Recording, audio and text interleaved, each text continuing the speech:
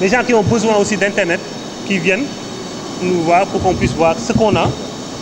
Et en termes aussi d'énergie, on a un problème.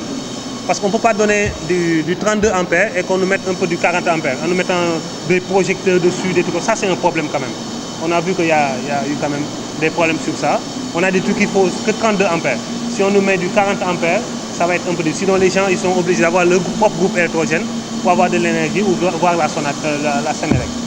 C'est ça un peu. On a mis aussi sur chaque point des c'est un tripade.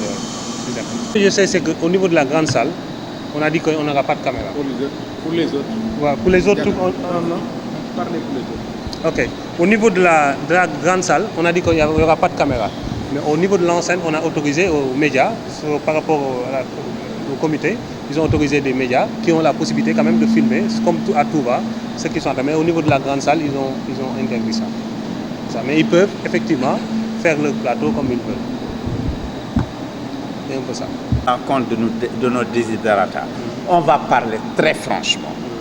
Très franchement, ça veut dire quoi? C'est une grande cérémonie. Les mourides, c'est tout le monde. C'est beaucoup de leaders politiques, c'est beaucoup de etc. Or, pour nous, la vedette en termes de personnalité officielle, hein, je dis, c'est celui qui a l'honneur de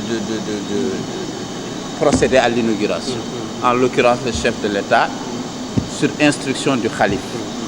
Donc, nous, c'est un peu ces choses-là, parce qu'on les a vécues. On les a vécues parce que de réunions, souvent il y a des foules, il y a des personnages célèbres, il y a des trucs, et selon le mode de réalisation, entre guillemets, ça pourrait peut-être mettre au second plan notre président de la République. Et ça, on ne le voudrait pas. C'est-à-dire qu'il faut dire les choses telles quelles. C'est aussi simple que ça. D'accord. C'est aussi simple que ça. Alors, si nous, on a cette autonomie-là, vous pouvez faire ce que vous voulez, mais nous, quand on voudra faire le focus sur le président, on le fera. On ne fera pas que sur le président. Non, lui-même n'aime pas ça de toute façon, parce qu'il n'est pas là. Mais vous avez aussi dit qu'il n'y aura pas de caméra sur le calife. C'est une décision, n'est-ce pas, hein? C'est pour qu'on ne le montre pas beaucoup, non? C'est pas ça? Non, il y a des caméras Robot, ok, d'accord. Et c'est les mêmes types de résolution, hein? Ça va être broadcast pour nous. Hein? Je vous demande.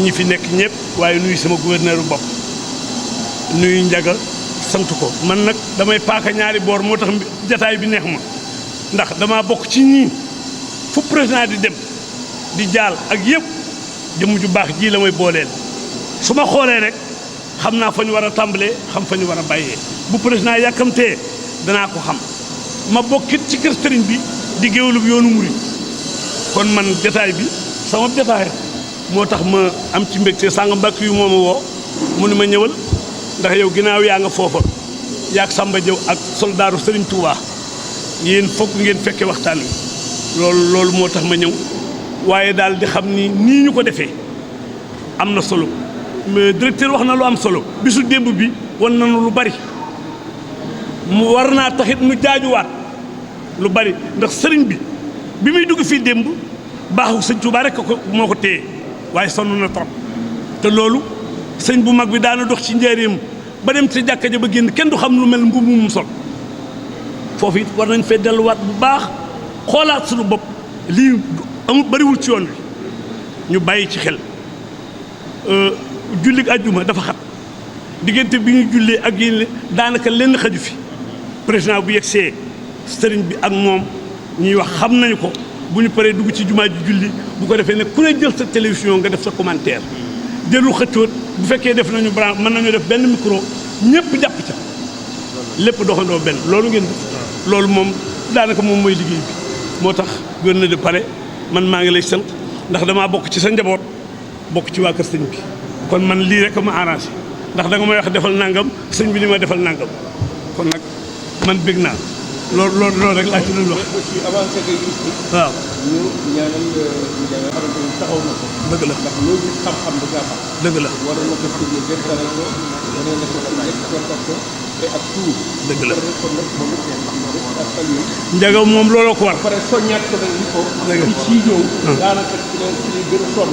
dëgg la bu yeboo rek ñu jéem gis nga démb bi may jël. ñëw rek ko parce que baat bi benn la média yëpp benn la kii baayam war na liggéey ci kër Sëñ Touba baayam bu ñëwoon Touba du fanaan ci néeg ci mbaaru Cheikh Mourtala lay fanaan asamaan si du ko tiim Bougane taalibe Sëñ Touba la télévision yëpp ñëpp nag suñu kilifaa ngi kii mooy suñu directeur mooy suñu kilifa ba pare nag moom yaatal na ñëpp moom xolam ñëpp xañ na ci kon li am solo mooy yëkkateendoo tegandoo bu ñu demee ba jàkkaarloo ku ne bàyyi sa xel te la nga waxoon bu ñu ko defee rek mu baax. résumé nga wax ji loolu la fi wax.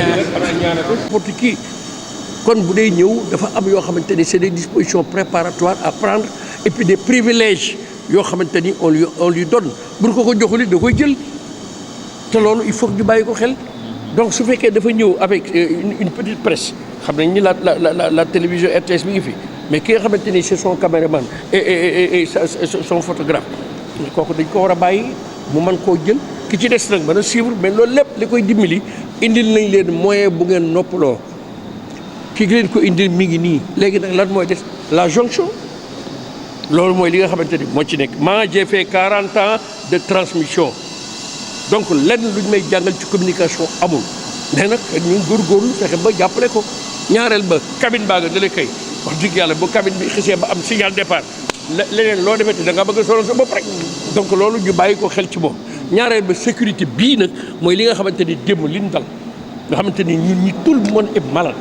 ndax ndakaaru gépp a dajaloo am na ñooñ dañ doon pompé laj ko lañ tali yi kooku soo ko bëggee tey gis sëriñ bi nan lay demee oui laj pa tali yi lañ doon pompé laj ko lañ avenue Cheikh Ahmadou Bamba parce que buñ te bokk ak yéen avenue yi donc ma bëgg nag commissaire encore sa kaa yëpp jàmbaar lañu dañoo daggale ñoom ñëpp mais li fi ñëw démb ci nit sooraale ko ajjuma 100 fois ñoo ñëw ajjuma ñu ñëw ku ne bëgg a julli sëriñ benn noppal sax ndax ba deful benn cérémonie vendredi on vient prier et partir mais am na nu muy demee laa la wax da nga fi gis loolu la jaaxal léegi nag ñun ñoo ngi fi ci seen disposition 3 heures du matin léeg-léeg ñu sax fi la ñuy faral léegi nag ñun yéen rek la ñuy déglu sécurité rapprochée mi ngi fi am loo xamante ni yéen a ko moom ñii nag nga xamante ni ñooy suñu famille communication ñu yaatal leen ba pare intégré leen kenn ku ci ne la cee wàlla mu jël ko sëñ Abdoulaye nee na ni day xam ne ñett lu mu moom ak lu mu bokk ak lu mu doonul dara li nga moom téyel ko sa bopp c'est la RTS li ci des li ko bokk li nga ko séqal nga ku ci ne la ci wàlla nga jox ko loolu doonul dara nga jàpp ci sa njàmbur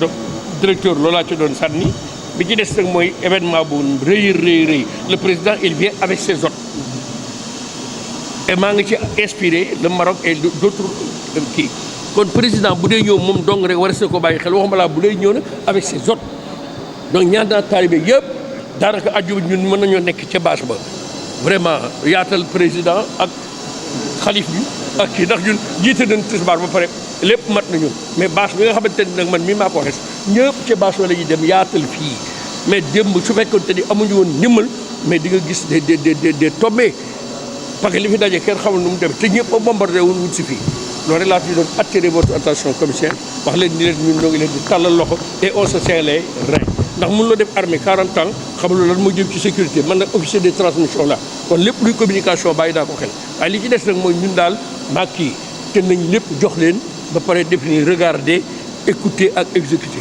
yéen yéen ñuy dégg ñu ngi sant ñëpp jërë ngeen jëpp voilà.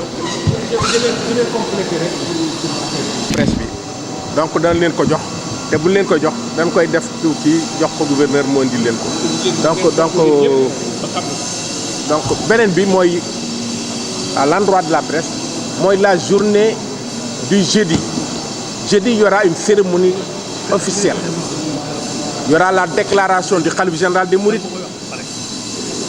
l'allocution de son porte-parole Cheikh Bass et celle du représentant du khalife général des Mourides Alhaji Mbackiyou Faye donc foofu mercredi jeudi des dispositions particulières seront prises donc pour yéen même entrée bi ak yooyu ça sera réglementé mooy loolu mais bokkul ak li nga xam ne mooy vendredi bi donc lépp lu ñu fa bëgg a def ku ca bëgg a interviewer toutes les autorités religieuses seront là-bas ak les la République donc ku ca bëgg de la grande bâche au niveau de la grande bâche donc jël leen seen disposition par rapport à cela mais vendredi bi daal ku ci nekk na muñ rek disposition yu ñu jël fii ba mu passé 2 heures de temps rek la ku nekk dem bon ci loolu